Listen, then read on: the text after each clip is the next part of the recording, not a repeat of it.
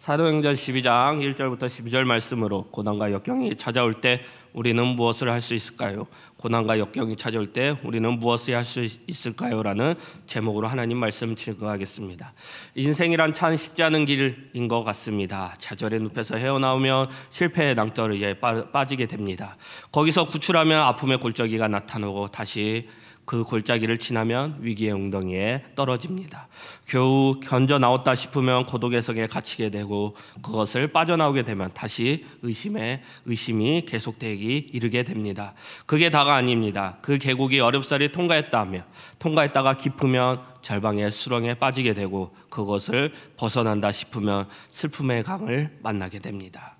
힘겹게 그 강을 다 건넌 것 같으면 미련의 숲풀이 등장하고 헤쳐나오면 욕망의 바다가 우리를 기다리고 있습니다. 그 바다를 어렵사리 헤엄쳐 나오며 징후의 벽 앞에 부딪히게 되고 그 벽을 뚫고 나오면 상실의 언덕이 눈앞에 나타나게 됩니다. 그렇게 또다시 우리는 그 언덕을 넘습니다. 이것이 우리의 인생이라는 것입니다. 참 우리 인생은 쉽지 않은 것 같습니다. 어렵습니다. 낙담되고 좌절이 됩니다. 우리 인생은 우리의 기대대로 생각대로 잘 풀리지 않습니다. 그래서 우리의 인생을 보면 고난과 역경뿐이라는 것입니다. 하나님은 왜 이런 일들을 우리 인생에 일어나게 하시는 것일까요? 우리는 이런 일이 닥칠 때마다 이런 의문을 푸는 채 그저 멍하니 하늘만 바라보게 될 것입니다. 아무리 살펴봐도 하나님이 보이지 않는 것만 같습니다.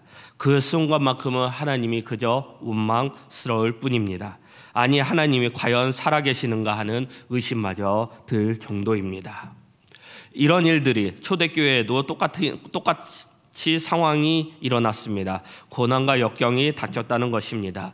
말씀 보겠습니다. 사도행전 1장 8절 말씀입니다. 오직 성령이 너에게 임하시면 너희가 권능을 받고 예루살렘과 온 유대와 사마리아 땅끝까지 이르러 내 증인이 되리라 하시니라. 예수님이 하늘로 올라가신 후 많은 초대교회들이 세워지고 부흥하였습니다. 그러나 그것도 잠시 초대교회 성도들에게 고난과 역경이 찾아오게 되는 것입니다. 사도행전 1장 1절부터 4절 말씀입니다. 그때 헤롯 왕이 손을 들어 교회 중에서 몇 사람 헤아려요 요한의 형제 야고보를 칼로 죽이니 유다인들이 이 일로 기뻐하는 것을 보고 베드로를 잡으려 할새 무교절 기간이라. 잡으러 오게 가두어 군인 대신 내 배에 맡겨 지키고 유월절 후에 백성 앞에 끌어내고자 하더라. 본문 말씀은 헤롯 왕이 교회를 핍박하는 박해자요, 교회를 파괴하는 악한 자를 대표하는 인물로 등장하고 있습니다. 헤롯은 팔레스타인을 다스리고 있는 최고의 권력자입니다. 헤롯의 말 한마디면 못할 것이 없는 무소불위의 힘을 가지고 있는 통치자였습니다. 하지만 초대교회는 미약한 존재였습니다. 성도의 수도 얼마 되지 않을 뿐더러 교회도 예루살렘과 사마리아 안디옥 정도에만 존재하고 있었습니다. 교회의 조직들도 튼튼하지 않았고 교회의 지도자들도 소수의 사도들도 일곱 지사 중심의 연약한 상태였습니다. 헤롯으로 대표하는 세상의 권력과 사도들로 대표하는 초대교회의 싸움의 결과는 불보듯 뻔할 것이었습니다. 헤롯은 유대의 환심을 사기 위해 많이 노력을 했습니다. 헤롯은 유대인들이 기독교인들을 싫어한다는 것을 잘 알고 있었기에 교회에 속한 자들을 탄압했습니다. 헤롯이 붙잡아온 사람들 중에는 예수님의 12제자 중 한 사람이자 요한의 형인 야고보가 있었습니다. 당시 야고보는 베드로와 요한과 같이 초대교회를 대표하는 리더 중 한 사람이었습니다. 헤롯은 유대인들의 마음을 얻기 위하여 야고보를 죽였습니다. 유대인들은 헤롯이 교회를 탄압하는 것을 보고 매우 기뻐했다는 것입니다. 또한 헤롯 역시 자신이 교회를 핍박하는 것이 유대인들이 만족시킨다는 것을 깨달았습니다. 그리하여 헤롯은 더욱 유대인들의 환심을 얻고자 이번에는 교회 전체의 리더를 할 수 있는 베드로를 잡아왔습니다. 그 결과로 유대인들은 베드로가 투옥되는 소식에 영광했을 것입니다. 예수님의 수제자이자 초대교회의 대표의 리더인 베드로보다 죽으며 기독교가 큰 타격을 입을 것을 불보듯 뼈났기 때문입니다. 본문 3절을 보니 마침 무교절이었습니다. 즉 이스라엘 많은 사람들이 절기를 지키기 위해서 모였던 무교절 기간이라는 것입니다. 따라서 기독교를 대표하는 베드로의 투옥과 처형 날짜는 온 이스라엘 사람들의 관심거리가 되었을 것입니다. 아마도 헤롯은 많은 유대인들이 예루살렘에 모여있을 그 무교절에 베드로를 공개 처형함으로써 인해 자신의 지지도를 높이고자 했던 것 같습니다. 헤롯이 베드로를 백성들 앞에 끌어내어 처형하려고 계획을 세워두었습니다. 교회 단합을 통해 자신의 정치적 지지를 기반을 확고히 하고 베드로의 사형 집회를 공개함으로써 유대인들을 만족시키고자 했습니다. 이제 베드로의 운명은 헤롯에게 달려 있습니다. 아마도 그 하룻밤이 지나고 나면 베드로는 형식적인 재판을 받은 후에 야고보처럼 사람들이 보는 앞에서 참수형을 당할지도 모르는 인생 최대의 위기에 직면하게 되었습니다. 이것으로 통해 초대교회 역시 초대교회 리더인 베드로의 죽음으로써 최대 위기에 봉착하게 됐다는 것입니다. 야고보는 칼로 목뱀을 당했습니다. 베드로 역시 옥에 갇혔습니다. 이런 상황을 놓고 보면 헤롯이 승리하고 초대교회는 모두 전멸하고 실패한 것 같습니다. 정리하며 당시 상황은 교회의 뜨거운 분위기 속에서 부흥의 분위기 속에서 찬물을 얻어맞은 것 같습니다. 헤롯에 의해 야고보는 못뱀을 당했습니다. 헤롯은 베드로까지 죽이려고 하는 것입니다.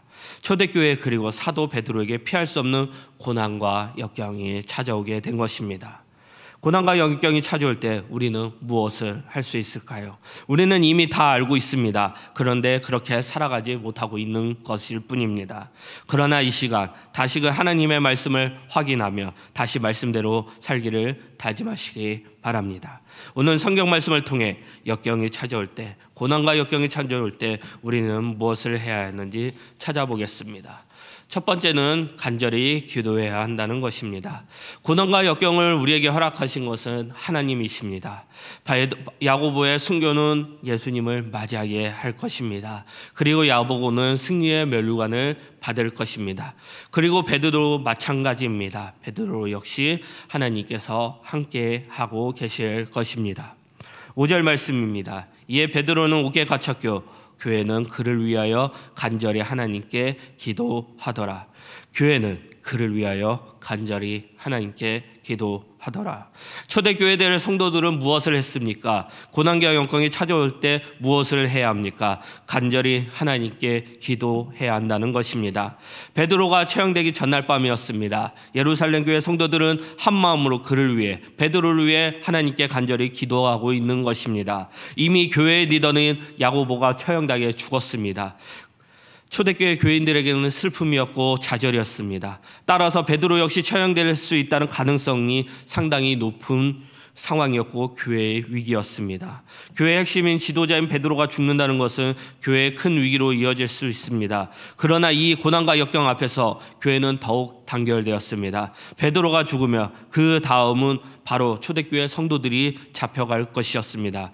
그럼에도 불구하고 교회는 핍박 앞에서도 흩어지지 않고 도리어 한 마음으로 단결하여 간절히 기도하고 있는 것입니다. 이러한 초대교회의 모습은 오늘날 성도가 위기 가운데 할 신앙인의 태도를 보여주고 있는 것입니다. 그리스도인이라면, 신앙인이라면 이렇게 초대교회 성도들처럼 간절히 하나님께 기도해야 한다는 것입니다.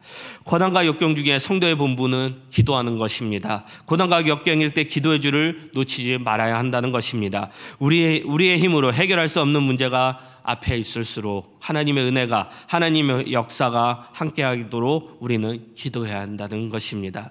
초대교회는 전능하신 하나님께 기도하기를 고난과 역경 중에서도 두려워하지 않고 담대하게 해달라고, 옥에 갇힌 베드로를 속히 구원해달라고 이 기도 제목을 가지고 하나님께 간절히 기도했습니다. 또 12절 말씀입니다. 깨닫고 막아라 하는 요한의 어머니 마리아 집에 가니 여러 사람이 거기에 모여 기도하고 있더라. 여러 사람이 거기에 모여 기도하고 있더라. 베드로가 감옥에 갇혀 있던 그때에도 풀려나서 되돌아온 기도하는 그 순간까지로 교회는 쉬지 않고 끊임없이 기도하고 열심히 베드로를 위해 하나님께 간절히 기도하고 있었습니다. 초대교회는 야고보의 순교 이후 큰 두려움에 휩싸일 수도 있었지만 그들은 이전처럼 환난 중에도 고난 중에도 역경 중에도 오히려 더욱 담대히 기도하고 있는 자들이라는 것입니다. 초대교회가 기도하고 했다는 사실은 초대교회의 기도가 단순히 기도로 끝나는 것이 아니라 베드로가 감옥으로부터 구출하는 하나님의 기도 응답으로 나타나였음을 보여주고 있습니다. 초대교회가 위기 상황 가운데 한마음으로 기도하는 것은 이처럼 하나님의 역사가 하나님의 능력을 일으키는 가장 큰 원동력이 되었다는 것입니다. 어려운 고난과 역경 속에서도 우리는 반드시 기도해야 한다는 것입니다. 지금 우리 성도님들 고난과 역경 속에 있습니까? 우리가 해야 할 때는 무슨 일입니까? 초대교회 성도들처럼 하나님 앞에 나와 간절히 기도하는 것입니다. 오늘 본문 말씀에 나오는 기도를 더 구체적으로 살펴보겠습니다. 우리는 기도하는 성도들에 관한 본문 말씀을 통해 환난 중에 기도하는 자의 모습에 대한 중요한 사실을 발견하게 될 것입니다. 먼저는 12절에 여러 사람이 함께 기도했다는 것이고, 두 번째는 5절에 간절히 기도했다는 것이고, 세 번째는 12절에 다시 지속적으로 기도했다는 것입니다. 예수님께서 약속의 말씀을 주셨습니다. 마태복음 12장 18장 20절 말씀입니다. 두세 사람이 내 이름으로 모인 곳에 나도 그들 중에 있느니라. 초대교회 성도들은 집에서 개인적으로 기도했을 뿐만 아니라 성전에 모여 함께 기도하였습니다. 함께 모여 기도하는 중보기도는 능력이 있다는 것입니다. 기도의 대상이 있다는 것은 너무나 감사한다는 것입니다. 하나님께서는 중보기도를 기뻐하신다는 것입니다. 우리도 반드시 중보기도의 자리에 나와야 한다는 것입니다. 초대교회의 기도의 모습, 중보 함께 모여 기도했다는 것입니다. 그리고 그들은 베드로의 석방을 위해 간절히 끊임없이 열렬히 기도했다는 것입니다. 누가복음 22장 44절 말씀입니다. 예수께서 힘쓰고 애써 더욱 간절히 기도하시니 땀이 땅에 떨어지는 핏방울과 같이 되더라. 간절히, 이 단어는 예수님께서 십자가 지기시 전 겟세마네 동산에서 하나님 아버지께 기도하는 모습을 기록했을 때 사용한 단어와 동일합니다. 그만큼 베드로를 위해 초대교회 성도들은 예수님이 기도하신 것만큼 간절히 기도했다는 것입니다. 간절히 부르짖는 기도에는 능력이 있습니다. 엘리야는 우리와 동일한 인간이었습니다. 그가 간절히 기도하자 3년 6개월 동안 땅에 비가 그쳤습니다. 엘리야가 다시 기도하자 하늘에서 비가 내려 땅에 열매를 맺게 되었습니다. 야고보서 15장 17절 18절 말씀입니다. 엘리야는 우리와 성정이 같은 사람이로되 그가 비가 오지 않기를 간절히 기도한즉 3년 6개월 동안 땅에 비가 오지 아니하고 다시 기도하니 하늘이 비를 주고 땅이 열매를 맺었더라. 구세군의 창시자 윌리엄 부스는 간절한 기도란 거기에 생사가 걸린 것처럼 기도하는 것이다라고 말했습니다. 우리도 기도할 때 엘리야처럼 초대교회 성도들처럼 예수님처럼 간절히 기도하면 응답받게 되어 있다는 것입니다. 세 번째는 그들이 멈추지 않고 지속적으로 기도했다는 것입니다. 5절 말씀에 간절히 기도하였더라. 이 구절의 헬라 원어를 보면 동사의 시제가 메알령 과거형으로 되어 있다는 것입니다. 메알령 시제는 동작이 지속되는 상태를 강조하는 표현입니다. 다시 말하자면 베드로가 옥에 갇혀 있는 동안 온 교회가 성도들이 쉬지 않고 계속해서 기도하고 있음을 강조하고 있는 단어라는 것입니다. 실제로 베드로가 옥에서 벗어난 후 석방된 후 마리아의 집을 방문했을 때에도 여전히 성도들은 기도하고 있는 중이었습니다. 우리도 기도에 응답받을 때까지 낙심하지 말고 끈기를 가지고 지속적으로 기도해야 된다는 것입니다. 누가복음 18장에 있는 억울한 일을 당한 과부처럼 포기하지 않고 지속적으로 하나님 앞에 간청할 때 하늘에 계신 하나님께서 아버지 하나님의 정하신 때에 반드시 응답해 주실 것을 믿으시기 바랍니다. 그래서 초대교회 성도들처럼 기도는 여러 사람이 함께 모여 기도하는 것이고 간절히 기도하는 것이고 지속적으로 기도해야 한다는 것입니다. 루터는 기도는 교회의 가장 벽이고 요새이다. 강한 무기이다라고 말했습니다. 감옥에 갇힌 베드로가 구원 얻게 된 것은 하나님의 주관적인 사역의 결과입니다. 그런데 천사를 보내어 베드로를 이끌어내신 하나님의 일하심은 행하심은 초대교회 성도들의 간절한 기도의 결과이기도 합니다. 하나님의 능력과 성도들의 기도의 헌신과 순종의 완벽한 해작품이라고 볼 수 있습니다. 하나님의 말씀만으로 천지를 창조하신 전능하신 하나님이십니다. 하지만 하나님은 사람을 통해서도 일하시기를 기뻐하신다는 것입니다. 어떤 사람을 통해서 하나님께서 일하십니까? 기도하는 사람을 통해서 일하신다는 것입니다. 기도의 강한 유명한 명언 중에 이런 말이 있습니다. 사람이 일하면 사람이 일할 뿐이지만 사람이 기도하면 하나님께서 일하신다. 우리가 하나님께서 기도할 때 하나님은 우리를 위해 쉬지 않고 일하신다고 약속하신다는 말씀입니다. 기도하면 된다는 것입니다. 하나님은 사랑하는 자녀들의 부르짖음에 외면하지 않으시고 응답하여 주시고 일하여 주신다는 것입니다. 예레미야 29장 12절 말씀입니다. 너희가 내게 부르짖으며 내게 와서 기도하면 내가 너희들의 기도를 들을 것이요. 초대교회 성도들은 헤도나가 비교하며 너무나 연약하고 나약한 존재들이었습니다. 하지만 그들에게는 하나님을 신뢰하는 믿음이 있었고 기도라는 강력한 무기가 있었습니다. 그래서 그들은 영적인 승리와 기적을 경험하게 되었습니다. 사단이 제일 무서워하는 것은 무엇입니까? 연약한 자들의 무릎꿇음입니다. 연약한 자들의 무릎꿇음, 그것을 기억하시기 바랍니다. 고난과 역경이 올 때 우리가 해야 될 것은 기도하는 것입니다.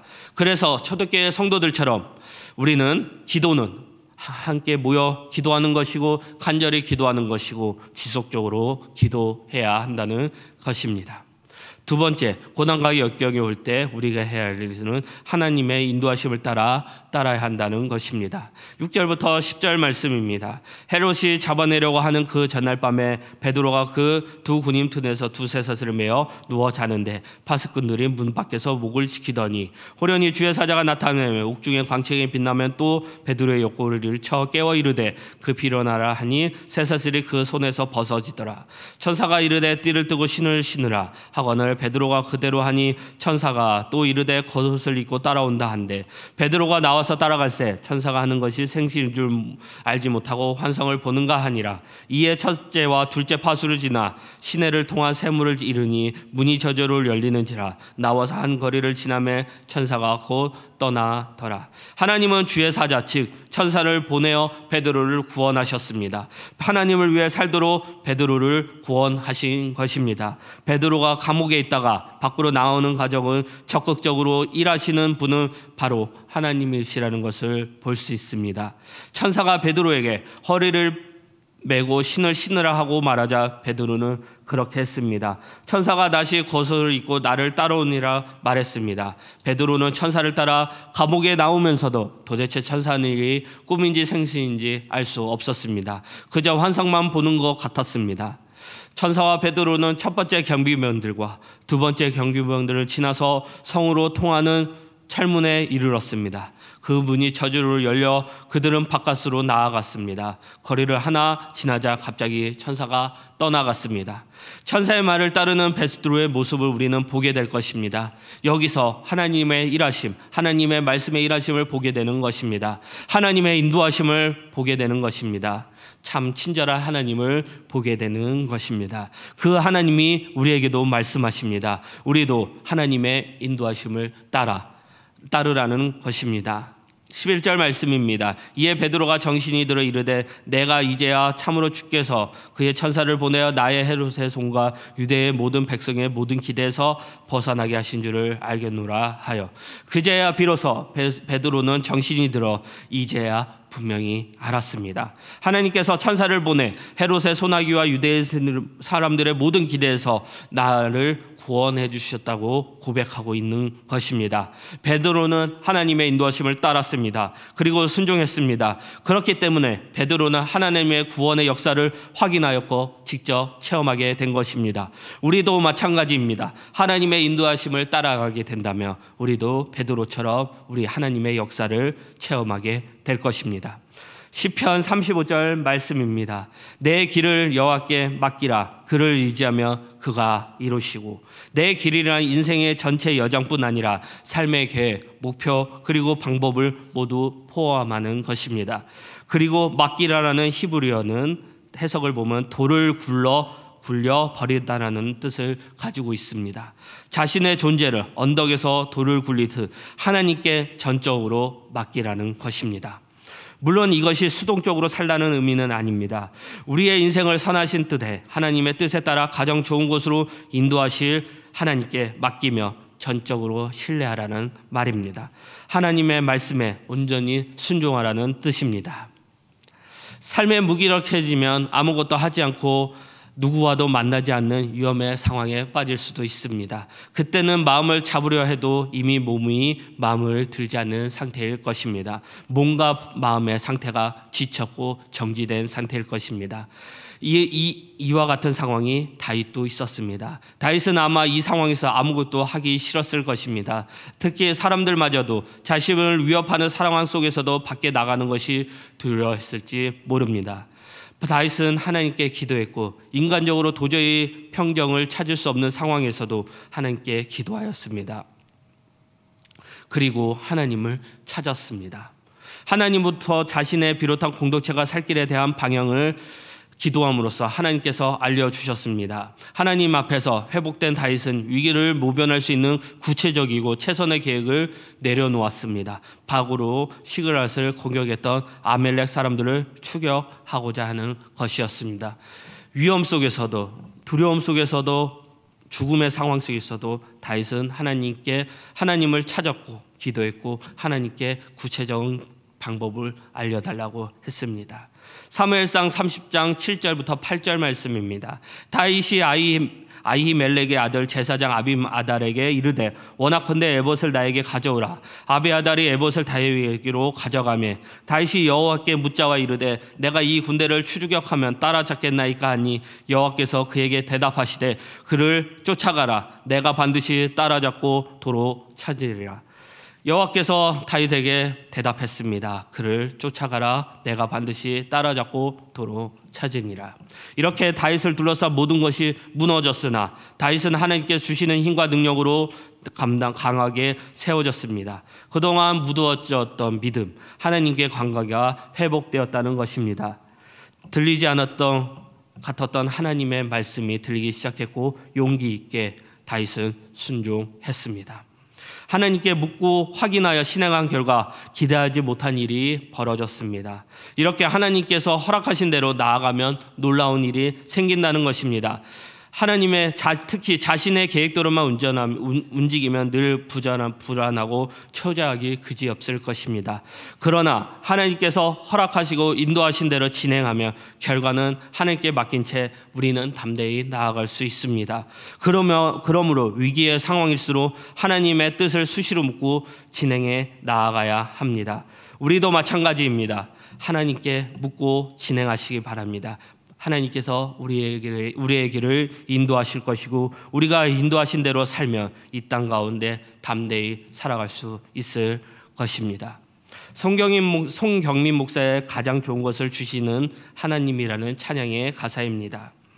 내가 알 수 없는 길로 내가 갈 수 없는 길로 가장 좋은 길로 나를 인도하시네. 내가 할 수 없는 일도 나의 주가 이루시네. 가장 좋은 것을 주시는 하나님. 하나님은 우리의 선한 목자 되십니다. 그분이 인도하는 길이 가장 안전하고 좋은 길일 것입니다. 양이 목자를 따라갈 때 모를 길을 걸을 때도 있을 것입니다. 내 생각과 전혀 다른 길을 갈 때도 있습니다. 그러나 목자는 양을 사랑하기에 가장 좋은 길로 인도하실 것입니다. 우리의 목자 되신 하나님을 따라갈 때 높은 산도 있고 뜬모를 길을 거둘 것 같을 때도 있겠지만 시간이 지난 후에는 하나님께서 가장 좋은 길로 인도하셨다는 것을 우리가 고백하게 될 것입니다. 죄인된 우리를 하나님께서 건져내셨습니다. 다윗의 위기가 처할 때에도 다윗이 위기에 처했을 때에도 하나님께서는 다윗을 구원하여 주셨습니다. 다 하나님이 행하신다는 것입니다. 동일한 하나님께서 우리를 위해 인도하시고 그 인도하심에 따라 우리를 위해 함께 하시고 일하고 계신다는 것입니다. 고난과 역경이 올 때 우리가 할 일은 무엇입니까? 양이 목자를 따르듯 우리는 하나님의 인도하심을 따라야 한다는 것입니다. 그러면 하나님이 일하실 것입니다. 다윗을 구원하셨던 하나님, 베드로를 구원하셨던 하나님, 그 하나님께서 우리를 건져내시고 구원하실 것입니다. 그리고 우리를 좋은 길로 인도하실 것입니다. 말씀 마무리하겠습니다. 초대교회에 고난과 역경이 찾아왔습니다. 사도 야고보는 순교하였습니다. 사도 베드로 역시 순교의 상황이었습니다. 그 상황 속에서 하나님께서 일하셨습니다. 베드로가 순교가 아니라 살아서 교회에 돌아오게 되었습니다. 우리도 마찬가지입니다. 우리에게도 고난과 역경이 찾아오게 될 것입니다. 우리가 해야 될 것은 무엇입니까? 먼저 기도하시기 바랍니다. 함께 모여 기도하고 간절히 기도하고 끊임없이 기도하시길 바랍니다. 기도의 자리를 채우시기 바랍니다. 중보 기도하시길 바랍니다. 그리고 하나님의 인도하심에 하나님의 말씀 따라 순종하시기 바랍니다. 하나님이 우리의 길을 인도하실 것이고 가장 좋은 길로 나아가게 하실 것입니다. 고난과 역경이 올 때 기도하시고 하나님의 인도하심에 순종하기를 바라는 홍대 세교회 성도님들이 되시기를 축복합니다. 그리고 예수 그리스도의 모든 은혜가 함께하기를 기도합니다. 다 함께 일어나셔서 주가 일하시네 찬양하겠습니다.